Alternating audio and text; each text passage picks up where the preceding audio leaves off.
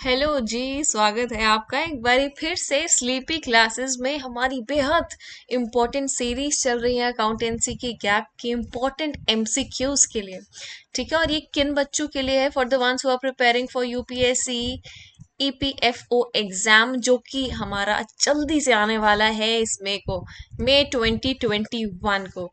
ठीक है, अगर आपने इससे पिछले पार्ट्स नहीं देखे हैं तो मैं रिक्वेस्ट करूंगी उनको देखिएगा। हमने ना मेनली क्वेश्चंस की क्वांटिटी से ज्यादा ना क्वालिटी पे फोकस किया है। एक क्वेश्चन को समझाया मैंने बेहद डिटेल्ड वे में है, और एक क्वेश्चन से आपको मल्टीपल कॉन्सेप्ट्स क्लियर होंगे। ठीक है, तो जरूर देखिएगा। चलिए स्टार्ट करते हैं आज की क्लास। क्वेश्चन नंबर 34, इसका ये मतलब है पिछली क्लास तक 33 क्वेश्चंस हमारे कवर हो चुके हैं। So the question on your screen is, discount allowed is a is it asset, is it a liability, a revenue, or an expense? Just listen it very carefully, just think very carefully. You are having a time of 10 seconds to give the correct answer.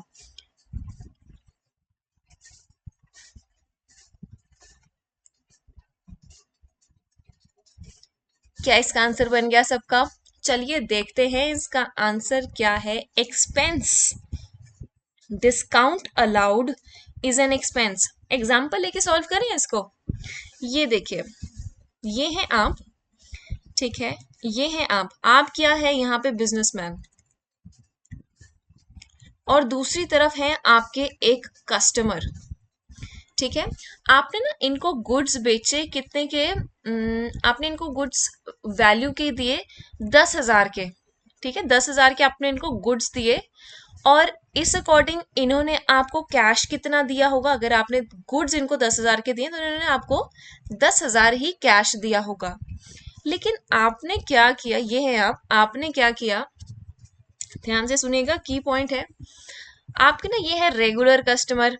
या तो discount भी कई तरह का हो सकता है इन्होंने आपको टाइमली कैश दे दिया हो, या ट्रेड डिस्काउंट है, कैश डिस्काउंट है, वगैरह वगैरह। आपने क्या किया? इनसे पूरे के पूरे 10,000 रुपए नहीं लिए। पूरे 10,000 रुपए नहीं लिए। आपने बोला क्योंकि आपने मुझे पैसा टाइम से पहले दे दिया है, मैं आपको 1,000 रुपए का डिस्काउंट दे रहा हूं।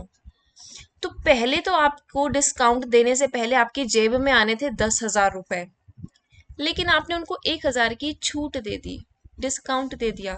तो एज अ बिजनेसमैन आपकी जेब में अब कितने पैसे आ रहे हैं? 9,000 रुपए। क्या इसका ये मतलब है 1,000 आपकी जेब में नहीं आया, जो कि आना चाहिए था? नहीं आया, राइट। तो ये रेवेन्यू नहीं है हमारा। ये रेवेन्यू नहीं है, मतलब हमारी इनकम नहीं है। ये डिस्काउंट आपका एक्सपेंस है।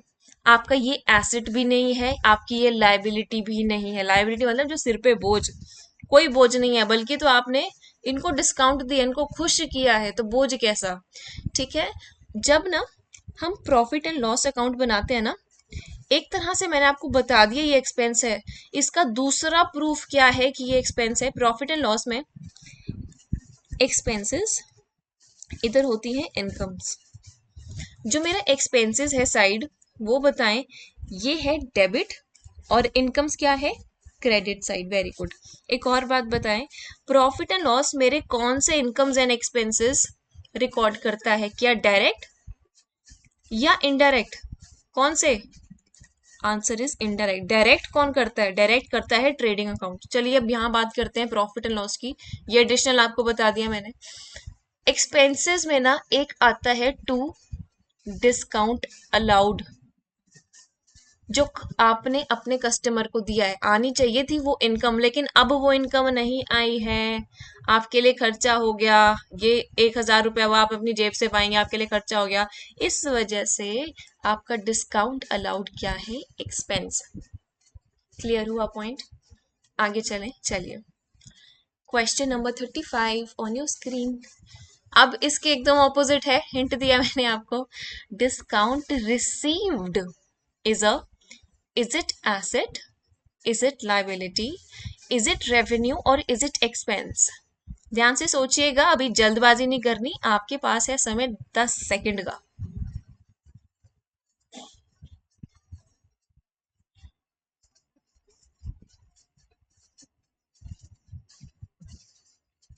क्या हमें सॉल्व कर लिया हमने ये क्वेश्चन? इसका आंसर रेवेन्यू। फिर से क्वेश्चन को करें वैसे ही सॉल्व। ये है आप, ठीक है। अब आप क्या हैं? अब आप कस्टमर हैं और ये है एक बिजनेसमैन। आपने ना इनसे गुड्स खरीदे हैं, आपने ना इनसे टीवी खरीदा है, बदले में ना आपने इनको 1 लाख रुपए दिया इस टीवी खरीदने का। आप सोचिए वो टीवी 1 लाख का है, आपने उनको 1 लाख दिया, लेकिन 1 लाख लेने से पहले वो कहते हैं रुको रुको रुको, आप हमें ना, आपको मैं डिस्काउंट दे रहा हूँ। आपके चेहरे पे मुस्कान आ गई, ये मुझे डिस्काउंट मिल रहा है कितने का? 10,000 का। अब आप अपनी जेब से कितने पैसे दे रहे हैं बिजनेसमैन को? 90,000। क्या 10,000 रुपए पैसे आपके बचे? यस, आपको ये डिस्काउंट रिसीव हुआ है अब, ठीक है। तो ये रेवेन्यू है। ये तो था एक हाइपोथेटिकल एग्जाम्पल। अब ये कस्टमर ना बिजनेस के केस में एक बिजनेसमैन भी हो सकता है। ऑब्वियसली एक बिजनेसमैन को भी एक कई चीजें चाहिए होती हैं, वो भी कस्टमर होता है किसी दूसरे बिजनेसमैन का। तो जब वो प्रॉफिट एंड लॉस अकाउंट बनाता है ना, इस साइड होते हैं एक्सपेंसेस, इस साइड होती हैं हमारी इनकम्स। तो हमारा डिस्काउंट रिसीव्ड किस साइड आता है? आपको पता चल गया कि ये रेवेन्यू है तो इस साइड आएगा। लेकिन क्या लिखते हैं? डिस्काउंट रिसीव्ड, इस केस में 10,000, ठीक है जी, by discount received by. Alright, question number 35, is it clear? I hope it is. ठीक है, ये इजी है। आगे चलिए, now it is a practical question. अब आगे ना प्रैक्टिकल क्वेश्चन आएंगे, तो अपनी नोटबुक्स वगैरह ले आए, पेन रेडी रखिए। अब करते हैं सॉल्व इन्हें। Question number 36, sales to Ram of rupees 20,000 is credited in his account as 2,000, ठीक है। Now what should be the rectification entry? अब ये क्वेश्चन के लिए मैं आपको 20 सेकंड का समय दूंगी। मैं मानती हूँ ये 20 सेकंड का समय कम है, बट अगर इससे ज़्यादा आपको चाहिए तो वीडियो पॉज कर सकते हैं, ठीक है। अभी ध्यान से सोच के वीडियो के साथ साथ ही इस क्वेश्चन को बनाएं। अभी आपका टाइम शुरू होता है।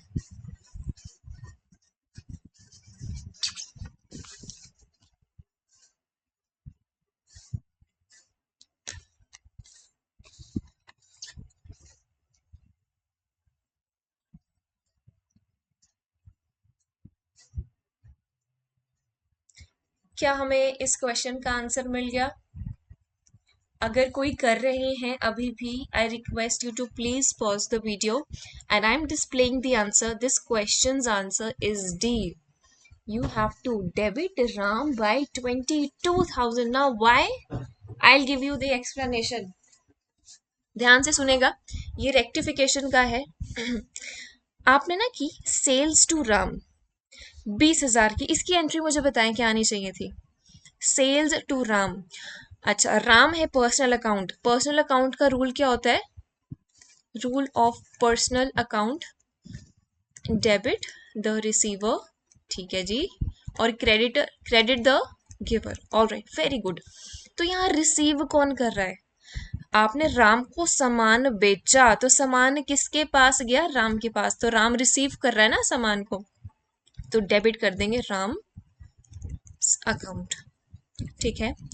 अच्छा, सेल्स करी हैं आपने, सेल्स क्रेडिट होंगी टू सेल्स, ठीक है। कितने से? 20,000 से। ये एंट्री वो है जो आपको पास करनी चाहिए थी, लेकिन आपने किया क्या? देखिए, that amount is credited to his account as 2,000। अब ये तो थी एंट्री जो होनी चाहिए थी, शुड बी, ठीक है, जो होनी चाहिए थी। अब आपने क्या किया? ये देखिए, आपने entry passed, wrong entry passed. ये देखिए, वो ये है, आपने क्रेडिट कर दिया राम का अकाउंट, राम्स अकाउंट हमने क्रेडिट किया। किससे? किससे किया है? 2,000 से। मुझे एक बात बताएं, राम का अकाउंट होना था डेबिट, कर दिया क्रेडिट। अब राम के अकाउंट को क्या करेंगे आप? सेल्स तो ठीक है, मेरी सेल्स को मैंने कोई गड़बड़ नहीं की, सेल्स को मैंने कोई गड़बड़ नहीं की, इसको इग्नोर करो। सिर्फ यहाँ राम की बात हो रही है, सिर्फ एक अकाउंट में इफेक्ट हो रहा है। ठीक है, राम का अकाउंट होना था डेबिट, आपने कर दिया क्रेडिट। तो 2000 को तो पहले इसका इफेक्ट नलिफाई करते हैं। ठीक है, राम को पहले डेबिट करेंगे 2000 से, तो मतलब ये क्रेडिट का इफेक्ट नलिफाई हो गया डेबिट से। ठीक है, ये रहा डेबिट, राम्स अकाउंट। मैं अच्छे से लिखती हूँ, रुकिए इसको मैं अच्छे से लिखती हूँ।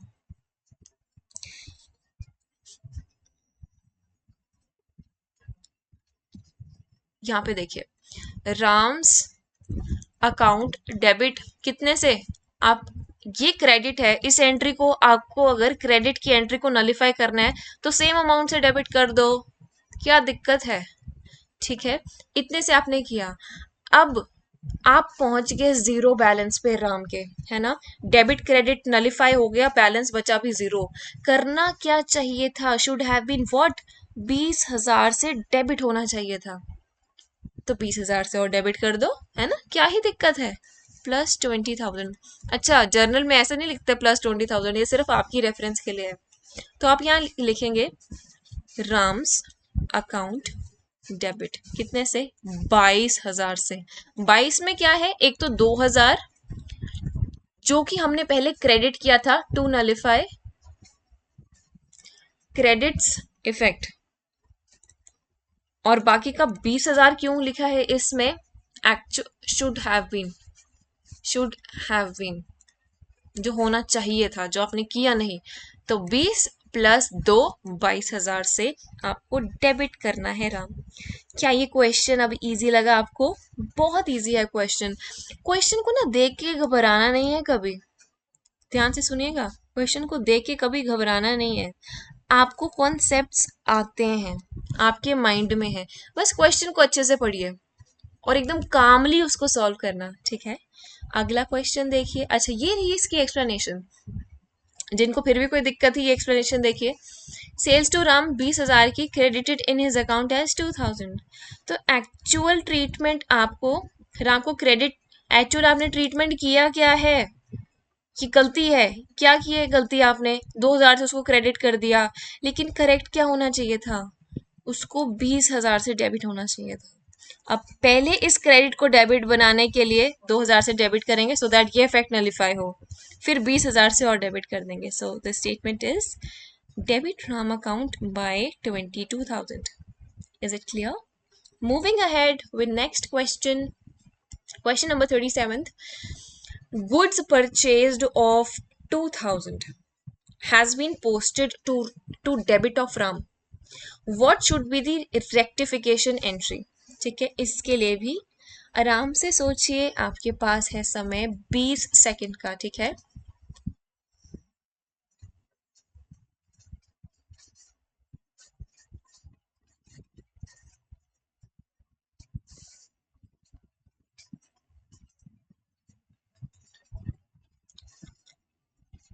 चलिए अब करते हैं इसको सॉल्व।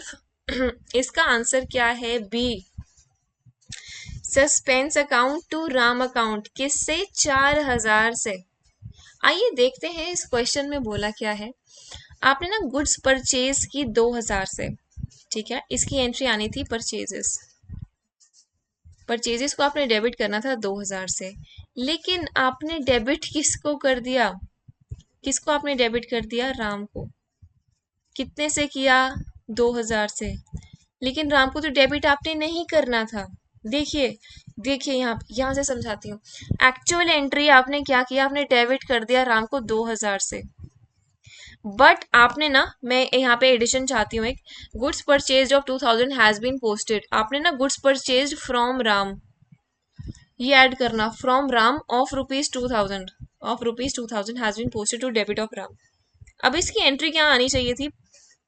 सिंस राम से आपने लिए हैं, इसकी एंट्री आनी चाहिए थी परचेजेस टू राम।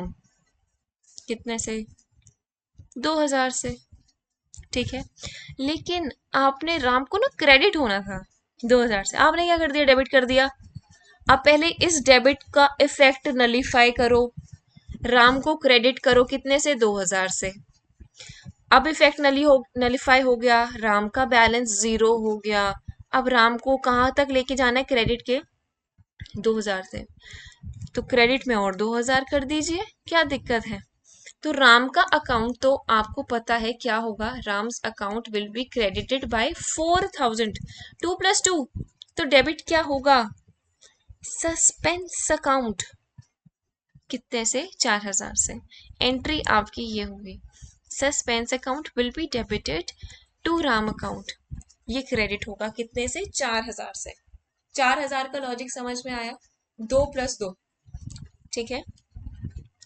आगे भी है एक question, sales to Ram of ₹2000, ठीक है, posted as 20,000. So what should be the rectification entry? चलिए, ये बहुत मुश्किल नहीं है, आपके पास है समय 20 सेकेंड्स का।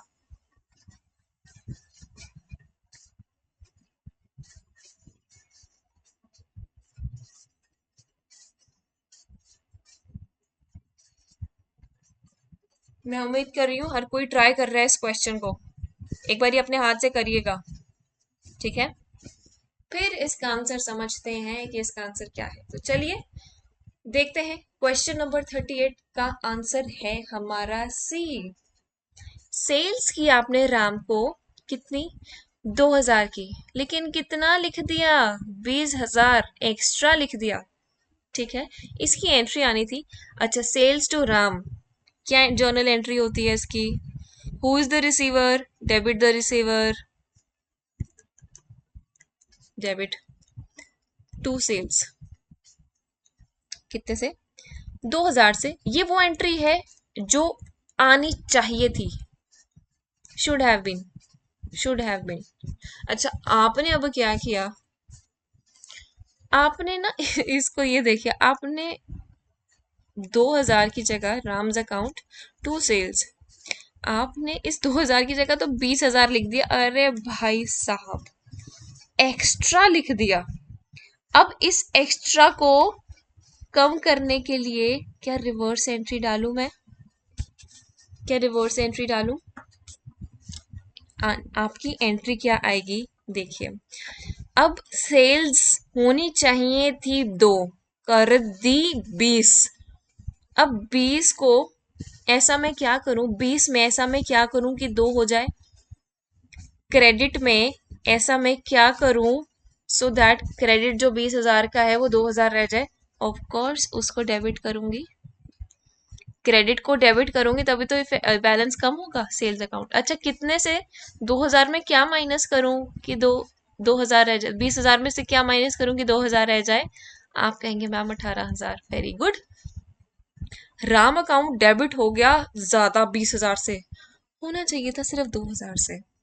अब क्या करेंगे, reverse entry to Ram, to Ram's account, कितने से, 18,000 से। ये होगी आपकी एंट्री, रेक्टिफिकेशन एंट्री। क्या अब ये कॉन्सेप्ट क्लियर है, क्या अब ये क्वेश्चन क्लियर है, बहुत इजी है क्वेश्चन। देखिए, आना चाहिए था कम, डाल दिया एक्स्ट्रा। इस केस में ना आप रिवर्स एंट्री करते हैं, अगर यहाँ पे ना 2000 एक्चुअल में आना चाहिए था, लेकिन अगर आपने ना इस केस में, रुकिए, इस केस में अगर आपने ना इस 2000 को सिर्फ 1000 लिखा होता तो कौन सी रेक्टिफिकेशन आती, मुझे बताएं। 2000 की आनी चाहिए थी लेकिन कम लिखी, अब आपने कम लिखी, पहले केस में ज्यादा लिखी थी तो रिवर्स कर दी थी, अब आपने कम लिखी है, तो एंट्री तो यही होगी ना, राम्स अकाउंट, जितने से कमी रह गई टू सेल्स, 1000 की डाल दी, 1000 की कमी रहेगी, वो जो कमी है वो आप यहाँ डालेंगे, तो तब उस केस में ये एंट्री होती, ठीक है। अब एक क्वेश्चन से दोनों कॉन्सेप्ट्स क्लियर हो गए आपको, आगे चलिए। ये देखिए, sales to Ram of ₹2000 is posted as 20,000। आपने क्या हरकत करी है, राम अकाउंट टू सेल्स 20,000 से, लेकिन होना क्या चाहिए था, राम अकाउंट टू सेल्स 2,000 से। अब कम आना चाहिए था, डाल दिया एक्स्ट्रा, रिवर्स एंट्री, कैसे होगी? सेल्स अकाउंट अब डेबिट, पहले क्रेडिट था, अब डेबिट कर देंगे 18,000 से। राम अकाउंट पहले डेबिट था, अब क्रेडिट कर देंगे 18,000 से। क्या ये क्वेश्चन क्लियर है? चलिए, हमने रेक्टिफिकेशन किया हुआ है कॉन्सेप्ट, और वहां पर भी एक एक एंट्री को, एक एक चीज को बहुत ज्यादा अच्छे से समझा है। वहां पर भी हमने बहुत एमसीक्यूज किया, और ये वहीं से एमसीक्यूज लेके आई हूं मैं। ठीक है, आगे देखिए, एक और है, जिनके अभी तक गलत हुए हैं उनके लिए एक और मौका है। Now furniture is purchased from Govind for 20,000. It is entered in purchases book. Furniture आपने परचेज किया गोविंद से, कहाँ आपने डाल दिया? परचेजेस में डाल दिया। What should be rectification entry? बताएं। अच्छे से सोचना, समझना, फिर करना इस क्वेश्चन को। ये रहा आपका टाइम।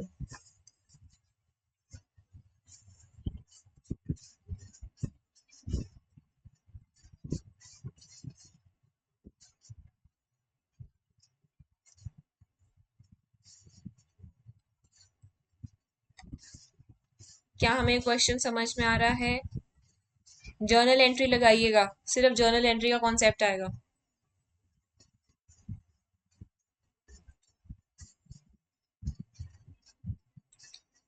ठीक है, क्या हो गया अभी ये क्वेश्चन?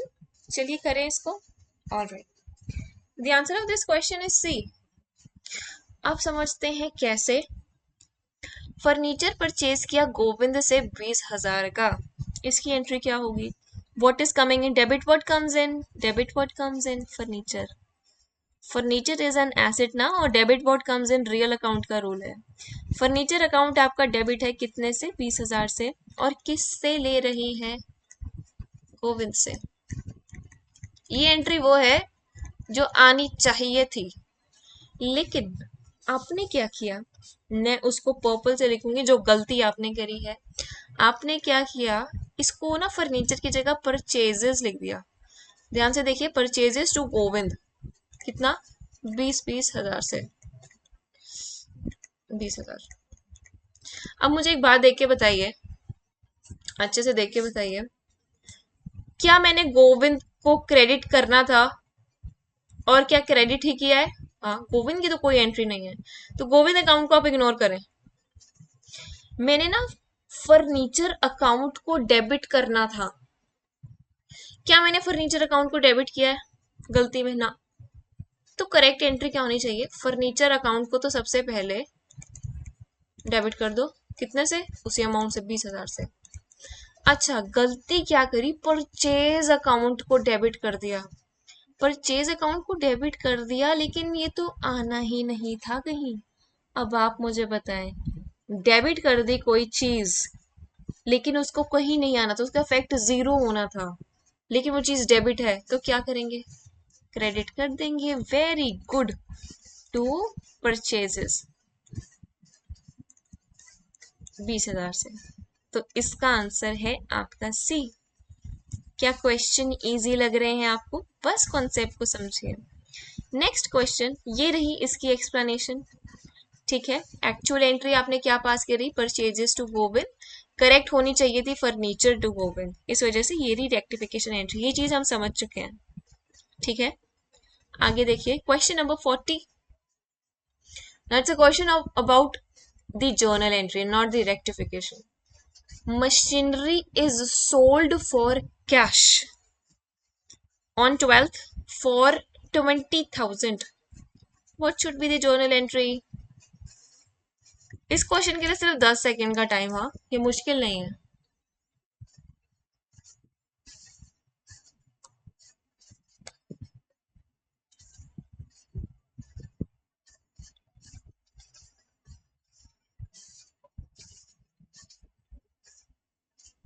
चलिए आगे करें। ये देखिए, इसका आंसर है आपका C, machinery account to cash. No, there is a mistake in this question. I'm sure most of you would have got to know the mistake. Machinery is sold for cash. The answer should be, I'm really sorry for this question, cash account should be debited to machinery. कितने से? 20,000 से, amount वही है। अब समझते हैं ऐसा क्यों हुआ है। I am really sorry for this question guys, I am really sorry for this question.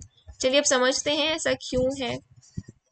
Machinery आपने बेची, बदले में क्या आया? कैश। अच्छा मुझे बताएं, मशीनरी अकाउंट और कैश अकाउंट बैलेंस शीट में, बैलेंस शीट का पार्ट है सबसे पहले। हाँ, बैलेंस शीट में किसका पार्ट है? एसेट्स का पार्ट है। तो बैलेंस शीट से रिलेटेड 3 गोल्डन रूल्स में से कौन सा रूल होता है अपना? बताएं। नॉमिनल होता है, रियल होता है, पर्सनल होता है? आप कहेंगे मैम रियल रूल। अब रियल, रियल अकाउंट का रूल क्या होता है? खुद से बोलिए, मैं लिख रही हूं, खुद से बोलिए। गोज आउट, शाबाश। Now debit what comes in, what is coming in? ये रही आपकी मशीनरी, ये रहा आपका पैसा, ये आपने बेच दिया, बदले में ये आपके पास आया है। What is coming in? Cash is coming in. तो जा क्या रहा है? बाय बाय कौन करके जा रहा है आपके बिजनेस को? मशीनरी बाय बाय करके जा रही है। तो what is going out to machinery? This is the entry. Is it clear? Shall we move on to the next one? Alright, ये देखिए, ये रहा इसका करेक्ट सॉल्यूशन। मैंने ऑप्शंस में गलती लिख दी थी, sorry for that again. Cash account will be debited by 20,000 and to machinery, कितने से? 20,000 से। So being machinery sold for cash. This is the narration. All right. Next one is bank reconciliation statement. Sorry, bank reconciliation presents ledger, journal, statement, all of the above.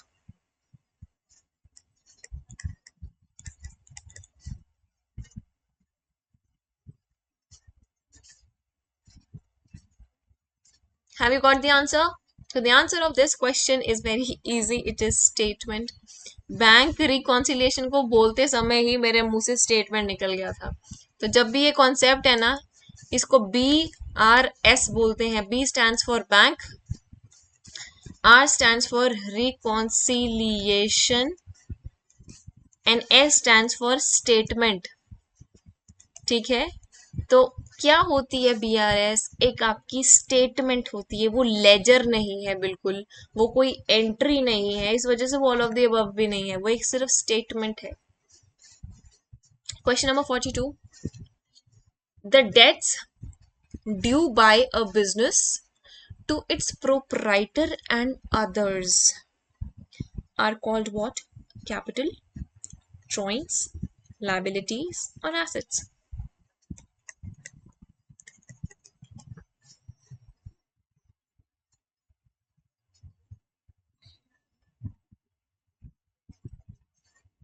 क्या हमें इसका answer मिला? चलिए इसका answer है बेहद easy, liability. The debts due मतलब आपके सिर पे एक बोझ है, एक डेट है, एक उधार है, जो आपने, आप बिजनेस हैं, जो आपने ले रखा है अपने प्रोपराइटर से, ओनर से और बाकी लोगों से। तो जो चीज, ये है आप, जो चीज आपके माइंड पे बोझ बन के रहे ना, ये हैट नहीं है, ये बोझ है। ठीक है, ये बोझ है, वो होती है हमारी लायबिलिटीज। ठीक है जी। कैपिटल क्या होती है? जो एक प्रोपराइटर लगाता है बिजनेस को। ड्राइंग्स वो होती है जो प्रोपराइटर बाहर निकालता है बिजनेस से। एसेट्स वो होते हैं जो आपको रेवेन्यू जनरेट करके देते हैं। तो डेट्स ड्यू कौन से होते हैं? लायबिलिटीज, बोझा। ठीक है, last question for today, question number 43, journal is prepared in secular form, vertical form, horizontal form और raw form? इजी क्वेश्चन, हमने इसका क्वेश्चन किया है और फॉर्मेट आपकी नजरों से भी गया है, आपने उसको देखा है। तो बताएं, is it A, B, C और D? Giving you 10 seconds.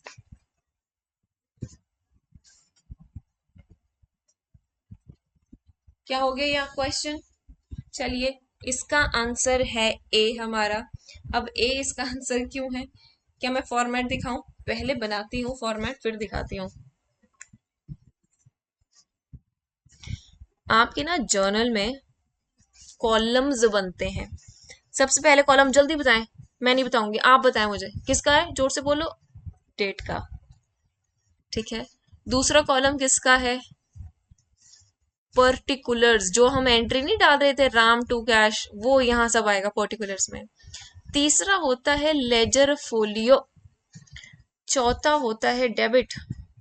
And fifth one is credit.